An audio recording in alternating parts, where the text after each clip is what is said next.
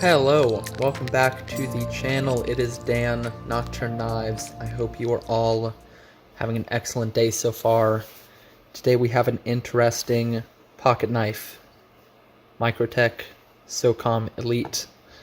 Before we get into that, I want to say don't forget to go down and like this video, subscribe if you like knives and sharpening content, and all that sorts of stuff. And drop me a comment. I would love to know if you have Microtech, and if you do or don't, which is the go-to Microtech? Is it the Socom? Is it an Ultratech UTX 85? What's the best Microtech in your opinion? I'd love to hear it. Alright, now let's get on with the video. We're going to make this a quick one. This is a customer's knife, so I want to get this video filmed and wrapped up so I can get this packed up and then shipped off as soon as possible. So to start this off, we'll get into some specs. Got the scale here, and we'll do ounces. 5.2 ounces on this guy. So a little bit of a chunk. I'll show you in grams, 150 grams. Definitely a bit of a chunk. We'll talk about size here, overall length. We're looking at, get this. Okay, we're looking at about 5 1/4 if you include the glass breaker. Yep, just about 5 1/4. And I don't know, it might look different on your screen. The camera's at an angle, just trust me on these measurements. Alright, the blade, we're looking at right at 4 inches of blade. And then overall, we have 9 and just under 9 1/4, looking at like 9 1/8. So pretty big overall, and over 9 inches is definitely getting into large knife territory. Calipers here will measure blade stock, and as usual the calipers are barely wanting to show up, so you'll just have to trust me. Looking at 0.18, 180 thousandths for the blade stock. For the handle thickness, we're looking at 0.53 or so. Maybe you'll be able to see that, just over 1/2 inch. Not bad. Here's the tricky one.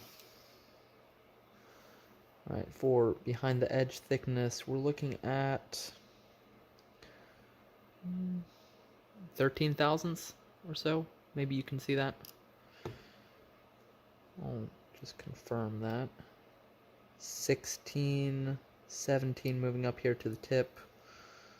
Up at the tip, it gets pretty thick. We're looking at about 30 thousandths up the tip. Back down right at the heel. Looking at 14 thousandths. So yeah, under 15 thousandths, incredibly, through most of the blade length.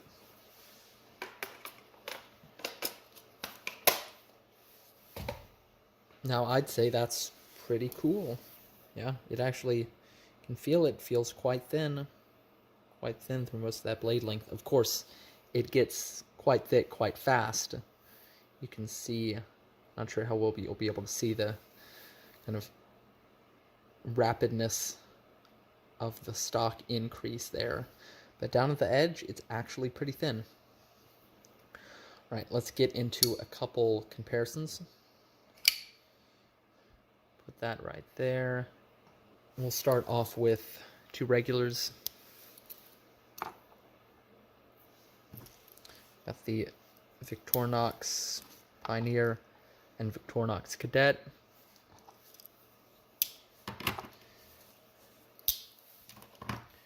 And then we'll go with 2 classic Spydercos. Got the Para 3 and the Paramilitary 2. So we're looking at the Socom is even substantially bigger than the PM2.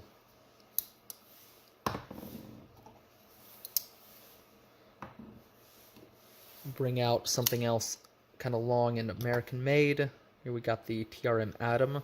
Now, of course, some major differences here. The Atom looks like this in terms of thickness, and this for blade stock, but length not too dissimilar.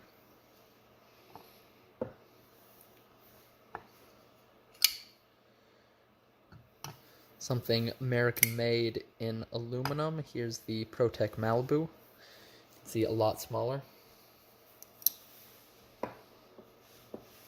And here's an American made Spyderco that will actually be longer than the Socom. This is the first one that's longer. You can see, well,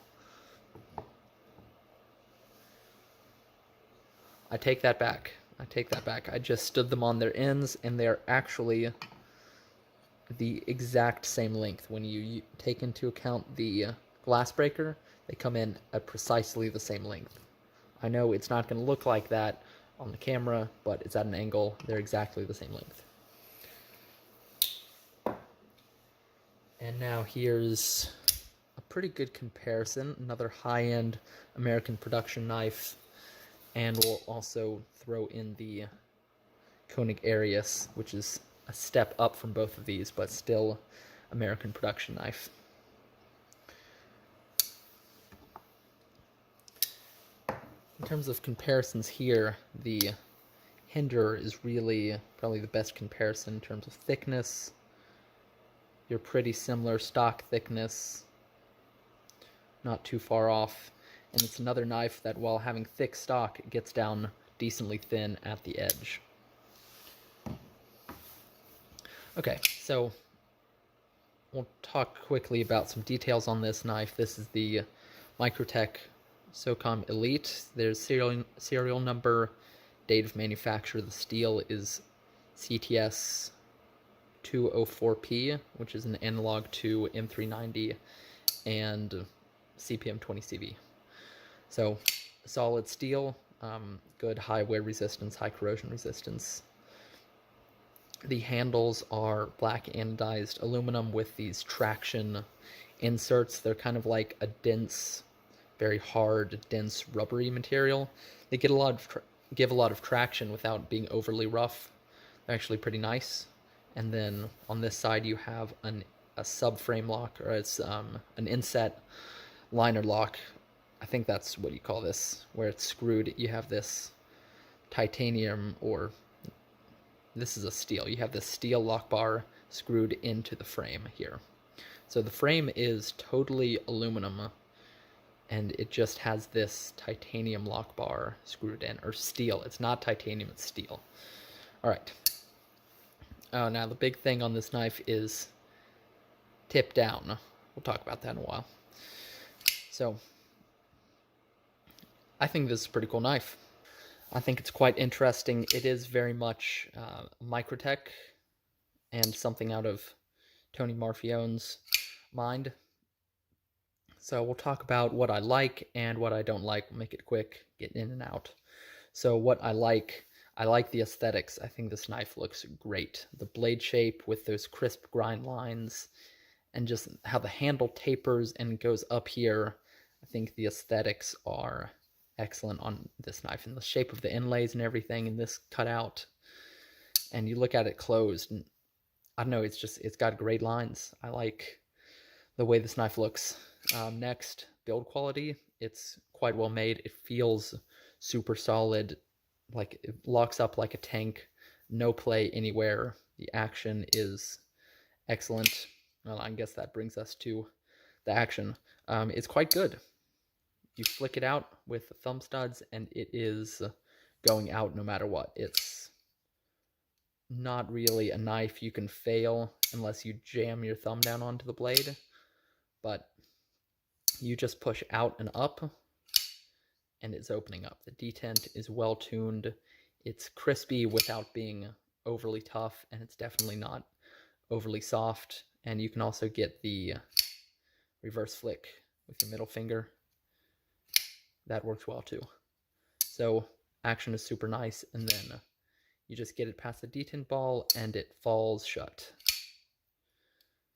So very fun, very nice to play with. Next, I like the thinness behind the edge, how it actually has an aggressive grind that takes it to a pretty impressive thinness. That's good. That's quite nice to see. It's not overly thick. So it's going to cut pretty decent despite the stock thickness. Next, these thumb studs. I think they're really nice. They're quite large, and let me zoom in. You look here, they have this texturing, this pattern on them that, while not being sharp or very aggressive, just grabs your thumb and gives you the grip to push out. And it's a really nice texture. And them being wide like this, it makes it really easy and comfortable to push the knife out. And this groove right here really guides your thumb, and boom, flies out. So I like these thumb studs. And there are the likes. So now we'll move on to the dislikes, and I do have a few. You can see it is slightly, very slightly off center to the clip side. It's minuscule, but it is there. Very slight. Okay, dislikes. The blade is probably too thick. This stock thickness could easily be brought down to 15 thousandths, and I would be quite happy with that. That would make this an excellent cutter while still being plenty tough. Focus, focus, focus. There we go. Next, these inserts, while they are grippy, I don't really like the way they feel. I wish this was something else, a carbon fiber, G10, micarta, something like that. Because I know I don't like having rubber on my knife, especially a high-end one. I just don't think it works as a material on a high-end knife. Next, pocket clip. It is, in fact, tip down only. For some reason, that's what Microtech decided to do, and it actually doesn't feel too bad when you're going in and out of your pocket. It goes in and out of your pocket quite well, and it rides decently deep. Actually, you have about that much. I'll insert a picture of it in pocket, and also next to a paramilitary too. So it goes decently deep. It goes in and out well. It's actually, with the knife being this long, it's easy to go in, pinch it here, pull it out of your pocket, and it slides around into your hand well. So in terms of deployment, it's not bad. But in pocket, it rides awkwardly. See the handle shape? Thick up here, skinny down here. And with this part being at the top of your pocket, you have all of this pocket space that's occluded by the knife. If it carried like this, the top of your pocket would be open for you to get your hand down beside it. Since it's like this, it's really hard to jam your hand down beside your knife. This thing takes up so much room at the top of your pocket, it's really hard to get your hand in. And I like to carry my wallet in the same pocket as my knife. Knife sits here, wallet sits here. And it's really hard to jam your hand in past this knife and say, get your wallet or whatever you have in there. If it carried tip up, you would have the skinny bit at the top of your pocket and you could easily go past it. So that's definitely a complaint. Next is going to be the ergonomics. They're not bad. They're pretty good for the most part. So this part of the handle, all of this is good. Your hand wraps around. This part sits into the palm of your hand. Your thumb can either sit onto this jimping or go up here to this jimping. But up here, I don't like this edge. This edge right here is pretty sharp. It's actually quite sharp. There's barely a chamfer on it. So when you go to grab the knife, that's where your pointer finger engages with the handle and you hit that edge. And when you start bearing down and squeezing, it just kind of digs into your finger. Let me see. Like that, see? So that is too sharp. It needs to be rounded off. And this cutout, although it's nice for engaging the thumb stud like that, it's not nice ergonomically because my finger wants to go like this, not this way. So if the cutout were more perpendicular to the direction of the handle, I think I would like it more because my finger would sit in it more. As it is, I miss that cutout. So I think the ergonomics are just a little bit of a miss, especially up here. I also don't love the pocket clipping here because if you were to go bear down on something in a hammer grip, you're putting stress like this, putting force into your hand, and it just rocks that clip into your hand like this, right here. If the clip is down here, you would avoid this hump. So another reason that I would love it if it were tip up carry. All right, but with all that said, this is a cool knife. It's a classic American-made Microtech. It's a pretty cool knife. It thunks open. It clacks closed. It makes really nice sounds. That's another thing I do like is the acoustics on this. They're excellent. I'll let you hear that real quick.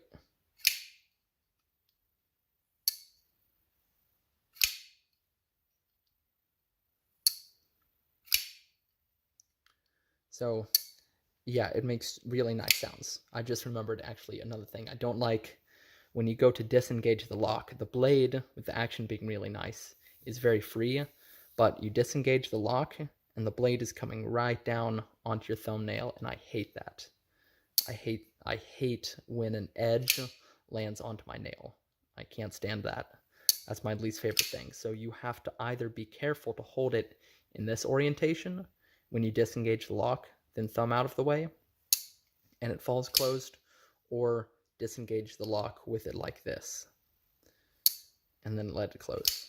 And I just remembered actually, another thing I don't like is the detent ball engagement is really late. So you unlock the knife, and the blade has to travel all the way to here to get to the detent ball. And then here, it's fully onto the detent ball. It does have a nice detent ball ramp, so this is actually quite smooth. But still, when you go to disengage it, it's easy to not make it onto the detent ball, and then it's really hard to shake it shut if you don't get over the detent ball. So that's one thing that I don't love. I wish the detent were earlier. But now going back to the dropping on your nail thing, take something like this hinderer. It doesn't have a flipper tab either, but this nub right here, when you disengage it, that nub hits your finger and it doesn't close. The edge does not fall onto your finger like that. Disengage, nub hits your thumb, and it stops. Like that. So it's really easy to disengage it, let it fall onto your thumb, and then falls the rest of the way closed. This, if you disengage the lock like that, this edge is coming straight down to your thumbnail, and I hate that. So I wish that were different. I experienced the same issue on a Vero Synapse, and that's why I ended up selling that, because you disengage it, and unless you're careful, the edge is coming down onto your thumbnail. So that's a big gripe of mine. I'll talk real quick about the sharpening of this. So it went quite well.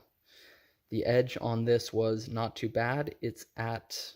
The edge on this was about 19 degrees, and I matched that. This is a mirror polished Edge Pro. I'll insert some nice videos or photos outside because this lighting sucks for showing off the edge, but it came up quite nicely. Give you some phone book paper cutting. See, it glides through the phone book paper, no problem.